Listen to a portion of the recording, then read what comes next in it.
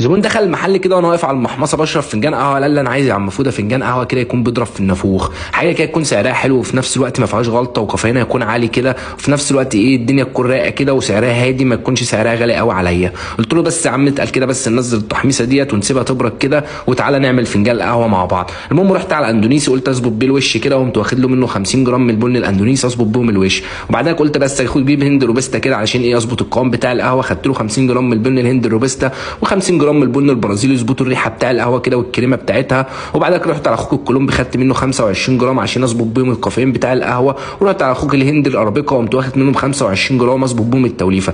احوج التوليفه ده عشان ما تمررش بقى بذور الحبهان كده، مش هحوجها بحبهان حصى. وقمت جاي مديلها شويه جوز الطيب خفاف وشويه ورد على قرنفل كده، روقت بيهم طحنت، وبصراحه التوليفه طلعت بص ريحتها فنفاذه جدا والتوليفه كانت جامده جدا. وبعدين عبيتها له. ولو انت ما تعرفنيش فانا علاء فوده بقدم محتوى عن القهوه، فلو انت بتحب القهوه وما بتحبهاش تابعني عشان هتستفاد مني كتير.